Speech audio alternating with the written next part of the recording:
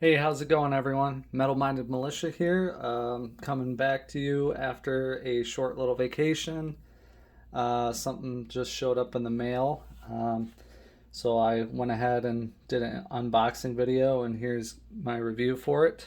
We are going to be going over the DLT exclusive Hinderer XM-18 No Choil Wharncliffe blade.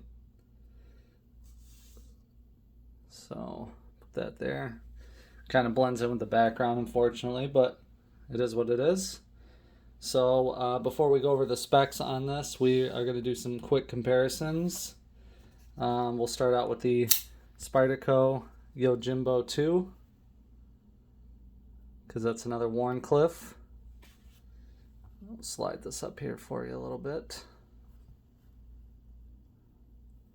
All right, we're going to go with the other Hinderer that I have, which is an XM-18 3.5 inch as well.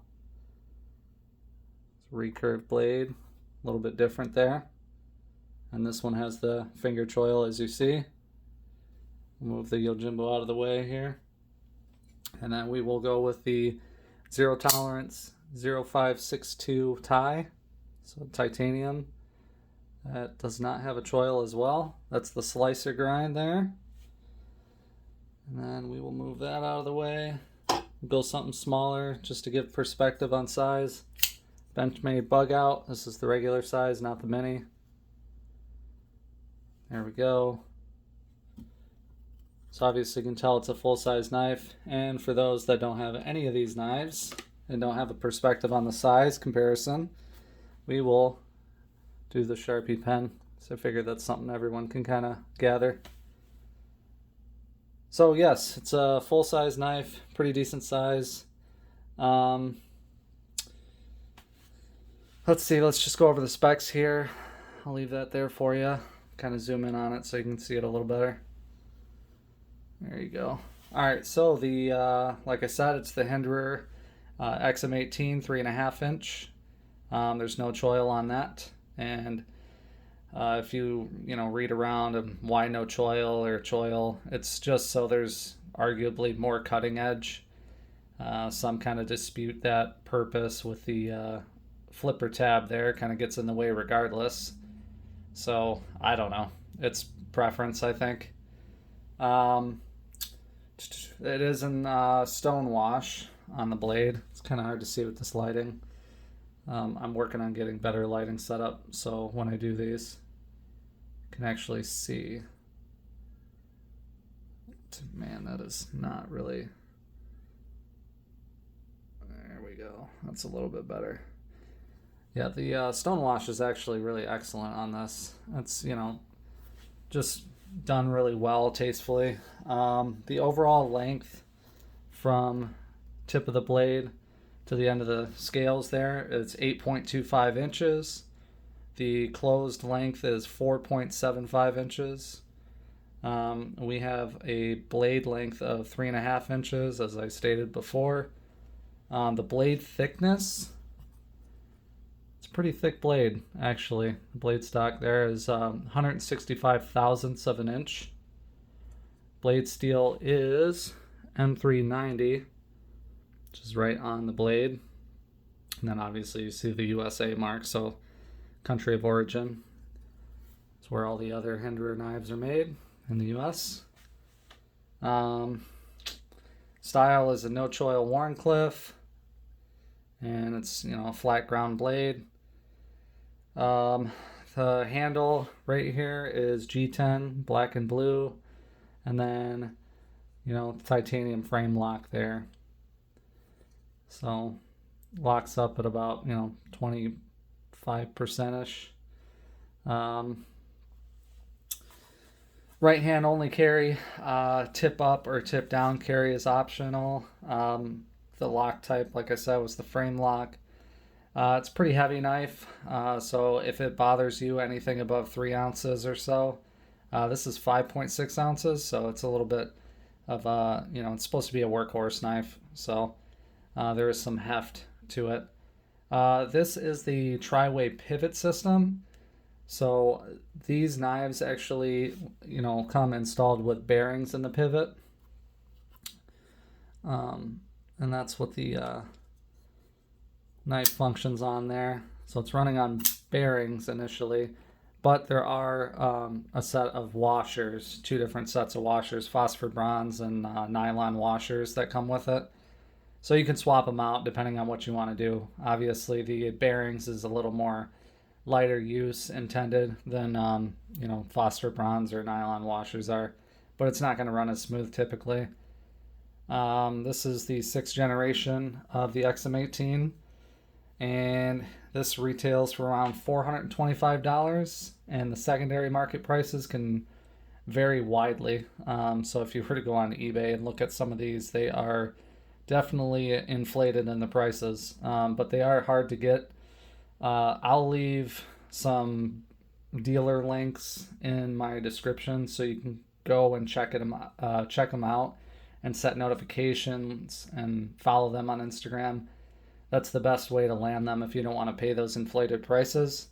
Otherwise, there are none available at the regular retail price, just floating around out there to my knowledge. And I watch this stuff pretty closely. So those are the specs, the size comparisons. My impressions of this, this is my second Hinderer knife. They're always built really solid. I've handled others, but I own actually 2 of them.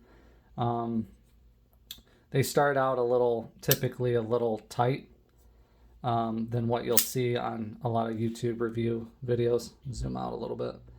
But as you work in the pivot system, they will shut. I mean, I don't have to push it down, but you give it a little shake and it will shut down. Action upon deployment is great.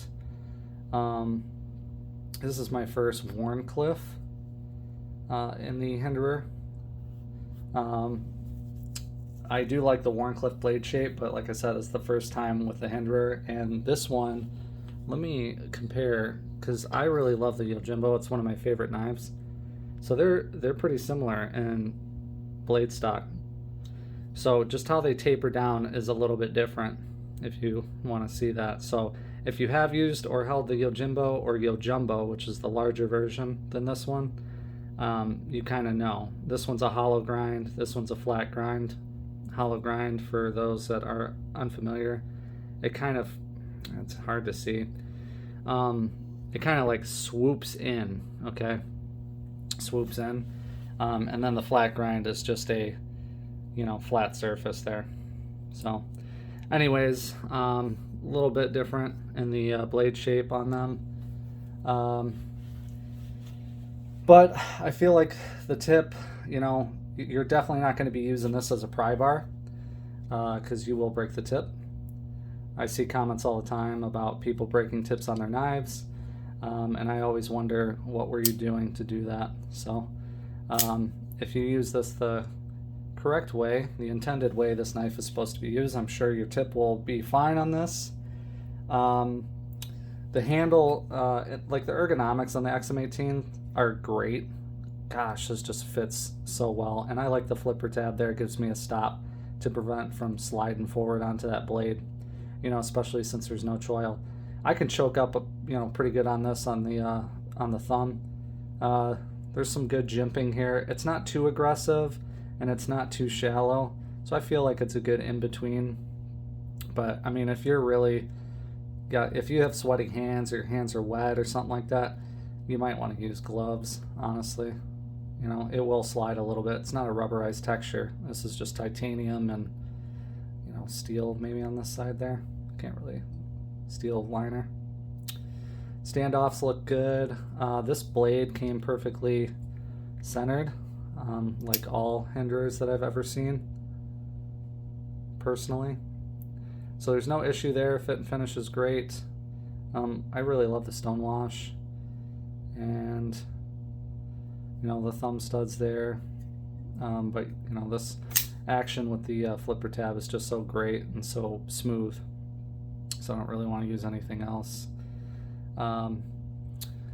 Yeah, so my impressions are, if you want to get into Hinderer, definitely Wharncliffe is an option. I mean, most people go with the Spanto type, but Wharncliffe I think is pretty unique. I actually really do find that it's a great slicing knife, and more often than not, I'm pulling out my Wharncliffe blades. You know, I use the Yojimbo all the time for, you know, slicey tasks. So it's just a matter of preference there. If you've never handled a flipper or anything, Hinderer is definitely a good way to go. You know, zero tolerance. Some other companies have some great ones, but I think Hinderer is a pretty, like I said, the ergonomics are just so solid on this. And you know, G10 is really grippy, and I don't feel like really any hot spots. I could use this for a long time. You know, user experience may vary there, but you know, there's a little lanyard hole at the back there. And then as far as carry in the pocket, let's close this up so you can kind of see. You know, if you want it real deep, you're gonna have to do something else here, but that doesn't really bother me.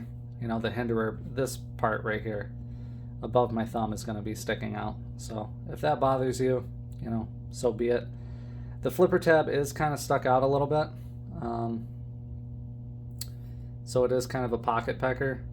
I don't really carry anything in my pocket with my knife, so it's not an issue for me, but just keep that in mind. The actual carry profile on this thing, we'll get some of these other knives, kind of close this out. You know, as far as the like thickness, the height of this, you know, this one's definitely pretty thick. The Benchmade bug out is pretty thin. Obviously, it's made for light carry. Again, Spyderco Yojimbo, you know, a little thinner. So you're gonna have kind of a thick knife in your pocket here with the XM-18, but like I said, a little more for heavy use, and if you like heavy, big knives, then this is the way to go. I'd recommend it, especially if it's one of your first expensive knives to buy. This is going to set the standard for high quality. $425 is a lot, especially for a knife for a lot of people.